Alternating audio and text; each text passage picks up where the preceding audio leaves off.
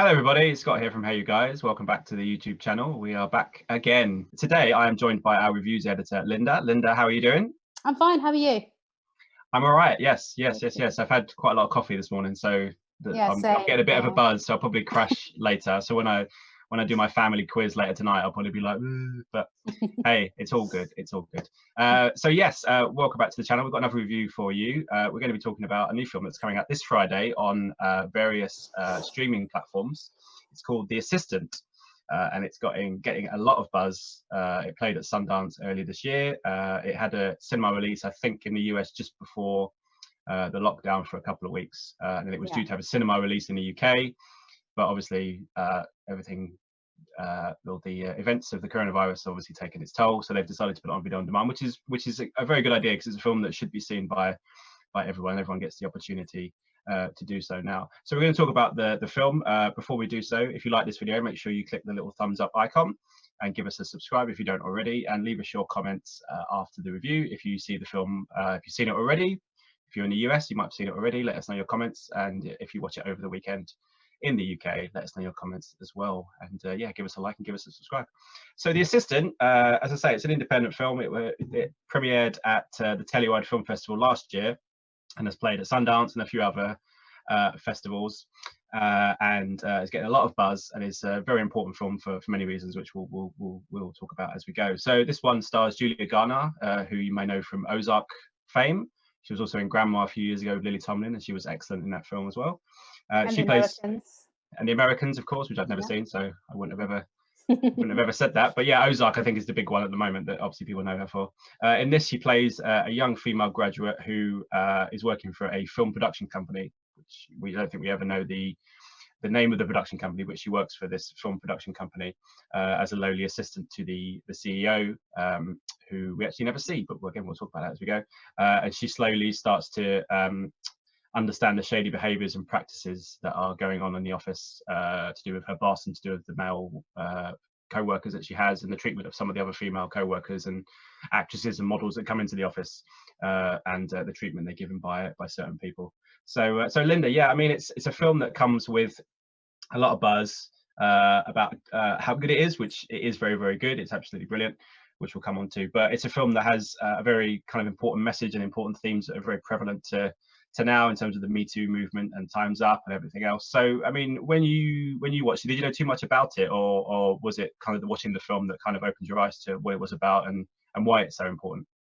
I knew absolutely nothing about it, apart from, I think it was at Berlin, and there was some kind of buzz around it around that time, but I knew nothing. I was completely taken aback. I was so pleasantly surprised by how minimalistic it was and how stripped down. I mean, I love this film. What I loved about it the most is the way it looked. I know it has a very important and very urgent sort of Me Too message going through it, but at the same time, what was the most important for me wasn't just that, it was the way it looked and the direction itself. I was so amazed by it. I think Kitty Green is the director, is more known for her documentary stuff, but here what she does is she takes I think the film is takes place throughout just the one day in the life of our star, is it Annie, her name in the film? I think it's Annie, yeah. Annie. And it's so you see this kind of meticulous day-to-day quotidian stuff that she's going through, and she's answering the phone, making coffee, looking after, answering the phone to a very irate boss throughout the day, where he's just absolutely disgusting in the way he treats people around him, and not just her, also her male counterparts and her male colleagues, who are all terrified of him. What I liked about the film is the direction, a direction which does not explain anything to you. And as I said, I mean, I've just written a print review for it for an outlet, and what I said in it was that what I liked about it is that it is classic show don't tell. It doesn't tell you anything. It doesn't tell you anything. You find out and it doesn't. There is no sort of spoon feeding in a narrative way. You just find out throughout the film, and it's sort of revelation after revelation after revelation. You find yourself just absolutely exasperated by what's happening behind you, and then you kind of put yourself through in her place. And I loved her I loved her performance. I also was very impressed by sort of how still and how sort of understated her performance is. I don't know, what do you think? Sorry for going on so long, but I could talk about this film forever. What did you think? Yeah, I loved it. I saw it it seems like a strange thing to say, but it feels like it was only a couple of months ago that I saw it, but it feels like such a long time ago because of what's happened. So it's kind of slightly hazy, but it's something that I hope to revisit over the weekend. But yeah, I loved it. I think actually was lucky enough to interview Kitty Green a few weeks ago, and I spoke to her about, I loved sounded like a very silly thing to talk about, but it reminded me a lot of the UK Office, and not because of the comedy or anything, but just in terms of kind of the mundaneness of everyday life and how these people go about their daily business. And you see how Ricky Gervais and Stephen Merchant captured, little bits like the photocopier going and people making a cup of tea and answering the phones, all that kind of stuff. And they really capture that in this. And I think that amplifies everything about what's going on, in the sense that she's going into this really mundane job, doing all of these mundane tasks. She's the first to arrive. She puts the coffee pot on for everyone. She makes sure all the cups are clean and all the bits of paper, and everyone's got pens and all that kind of stuff. So that mundaneness really amplifies all of the other stuff so well, because that is how it's happened. That is what's been happening. These things have been happening in normal office environments. These women and men, of course. It's not both sexes obviously had these things going on for many years. About how it highlights all of that stuff even more, because it feels like it's a very mundane, very boring existence, but then that kind of, as I say, it amplifies all of the other stuff that's going on. And one of the other things I love about it is that you never see this boss, you never see this CEO, you never see him. The only time you see or get into his office is when he's not there. And that's fantastic, because even if you had another film that it reminded me of, and again, it's only because of it's like with Seven, you never see the antagonist until you need to see him, whereas with this you don't ever see him, and that makes it even more kind of terrifying, because all you ever hear is his voice irate down the phone. All you ever hear is his horrible emails that he sends, which are very very rude and very degrading. That's right. I think it's really carry on. No, it's all right, carry on.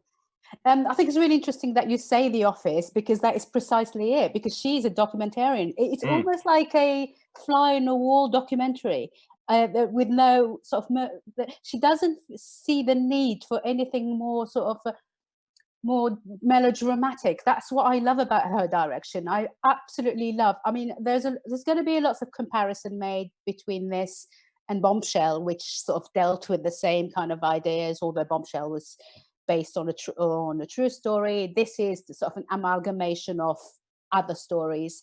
The difference between this and Bombshell is Bombshell has sort of big Hollywood stars and has a big sort of production value behind it. This doesn't. That's what I like about it. It's like Julia Garner in it looks like any girl, someone we could know. She looks like any sort of person we could encounter in our daily life, and I that is what I love about this kind of direction. There is no sort of amped up. I think, although I loved Bombshell, the things that let Bombshells down are sort of the amped up comedy in between the sort of really seriousness of it, and this doesn't. This feels like almost like a horror movie where the villain isn't seen. He's literally a monster. He's a monster of a man, but you don't see him because his actions are so filthy and so degrading that the fact that we don't see him is really very important. I think I would agree with you. I mean, I did not like Bombshell at all. Because I did not like the fact that they seemed to be making light of everything, and I did not like that. I thought that's completely not what the film should be about. It should be kind of scathing and important and tell the story right, whereas that film seemed to be very, like you say, it's very Hollywood. It was very glossy, all that kind of stuff. It was, the production values obviously were higher, but all of that stuff takes away from the importance of that story and the message and what they were trying to talk about. And the fact that they made light of it just made me, I pretty much hated it. I didn't like it. I love Charlize Theron. I love all the people that are in it, but everything about it, I was just like, this is not how you should be tackling these issues like this. This, on the other hand, is exactly how you should be doing it. You should be treating it with seriousness, but also treating it in a way that makes it, like you say, this is happening to normal people. This is not happening to this. Okay, I completely understand it. It obviously happened to Hollywood actresses and Hollywood actors and Hollywood executives, all that kind of stuff. I get that, but also this is happening to people that are so far down the food chain that they don't have a voice to express what's going on. And there's that great, there's a scene obviously that's kind of a pinnacle of the film where she talks to the HR guy played by Matthew Macfadyen, and he pretty much almost immediately casts her off. It's almost as if he's like, oh, this is this small girl who, sort of threatens her. He does threaten her by saying, if you want to go find this company, you need to keep your mouth shut. And it's like, that's not that's not how it should work. If you want to keep this job, you should keep your mouth shut. And it's like, and this is this is someone who wants to say something but doesn't almost.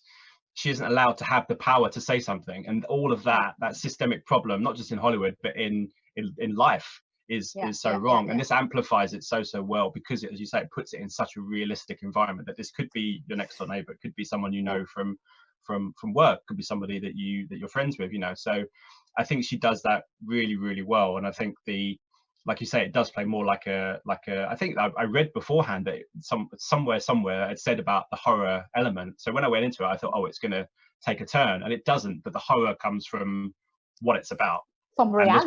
And this problem isn't going to go away. And obviously the kind of the shadow of Harvey Weinstein obviously is over this one, because that's the one that's the most high profile, and that's the one that's obviously gone to court and he's been convicted, all that kind of stuff. But it's like the director has said in many interviews, that the problem doesn't stop with Harvey Weinstein going to prison. It doesn't stop there. There's more important things to talk about, and this film hopefully kind of amplifies the fact that faceless boss as well is lots of different bosses. There's lots of systemic problems that go back for a long time. So as you say, it's a really important film, but it's a really good film. If you strip all that away, you just want a film that's obviously it's about that, but it's a really well made film, and it stands on its own 2 feet regardless of the other stuff. But that stuff direction wise, that only adds to the kind of the really compelling narrative of the film. I think it's also worth saying, sort of, and bits of the film are surround her, almost kind of facilitating his actions. She's his assistant, and she's basically letting all these. So, for example, there's a young girl who arrives from Boise, Idaho, from small town, wide-eyed girl, and she has absolutely no idea what she's getting herself into. And then the Julia Garner character is expected to sort of make her feel comfortable and sort of make it easy for access to her by her boss. And I think the film itself asks these questions: do I blow the whistle, or shall I remain sort of an accessory to this kind of behavior? And I think that is a really, really, really important thing. I think because loads of it, what you talked about Weinstein, I think loads of people who worked for him throughout the years almost found themselves like they were making it easy for him to sort of get access to all these women, and they couldn't blow the whistle because he was so powerful. If you upset him, he would literally ruin your career and you will never work in film again. So I think that's what I love. But this is very clever writing. I think Kit Green writes and directs, so it's very clever writing, very sort of certainly subtle things about it that are just incredible. And I loved this film, absolutely loved it. Yeah, I agree. I did love it. I also obviously what you were talking about the film itself. Obviously, it surrounds one woman, but I think the director spoke to hundreds of different women about their experiences and stuff. So she kind of amalgamated them all into this character, which she said was obviously very, very important, because you could tell the story obviously she's well known for documentaries. So you could tell it as a documentary, but it almost works better as a film narrative. That almost adds to the tension and the importance of the film, and the fact that this is the story of hundreds and hundreds of women, and also, as I say, there's men's story out there as well. So it's a fantastic film, and I think in the world that we're going to, sort of it sounds silly to say, but the world of, say, the awards and the Oscars and everything, obviously yesterday the news came out that streaming films are going to be allowed for the first time to be acknowledged to go forward for awards, best pictures and all the rest of it, for obviously because of the situation, that's what's going to happen. So I think a film like this, obviously it was released earlier in the year, but I think a film like this deserves to be in the mix for all of those things, even though it's a long way off yet and there's a lot of films to come out. I don't think there'll be many that are as not just important, but as thrilling and well acted and well put together and superbly directed as this that will come along. So I hope somewhere down the line that it at least gets put forward for awards, because I think it almost feels like, it sounds like such a silly thing and cliche thing to say, but it almost feels like an awards season film, just not during awards season. So I think there's a lot of but again, the flip side of that is, we all know how kind of Hollywood works in some strange ways, that maybe this is a film, obviously Bombshell did last year, where people might say, oh no, I don't want to watch that, because of what it's about or whatever else. But I think it should be such a strong contender that hopefully down the line it gets a little bit more exposure because of what they're going to be doing this year. But I thought it was a brilliant piece of work. Yeah. How many stars would you give it then? When I was going to do my review, which I'm hopefully going to do, but I think I would probably go maybe 4.5, maybe 5. Okay. I'm bordering on top marks, I think, for this one. Yeah. I think I'm only slightly hazy with that because it was a while since I've seen it, but I think it's in the top echelons for sure. I think it's 5. It's a 5 for me, definitely. I mean, I haven't seen anything that's made me feel that horrified. That hasn't been a horror film. Hasn't that I had such a visceral reaction to it. And that doesn't happen very often. And when it does happen, I'm just so relieved that there are people like Kitty Green making films like this. I'm just so impressed and like really bowled over by her direction and writing. We must say Julia Garner is just amazing in this. Fantastic. She's fantastic. Yeah, fantastic. So there you go. The Assistant is on various streaming platforms this Friday. I would imagine that goes on iTunes and maybe Amazon Prime to rent as well. So make sure you check it out. We highly recommend it, and it is one of the best films of the year so far, in a strange year, but it will still be, I'd be very surprised if it's not in many people's top 10s towards the end of the year. Linda, thank you so much for joining me on this episode. Make sure, again, to leave a like on our video and give us a subscribe, and let us know what you think of the film in the comments below. We will be back again, I'm sure, in the next day or two with some more reviews. Until then, thank you for watching, and we'll see you next time. Bye-bye. Thank you. Bye-bye. Ladies and gentlemen, you're watching Hey You Guys! Hey You Guys, huh? Hey You Guys. Is that from the Goonies? It is indeed, yes. Nice. Hey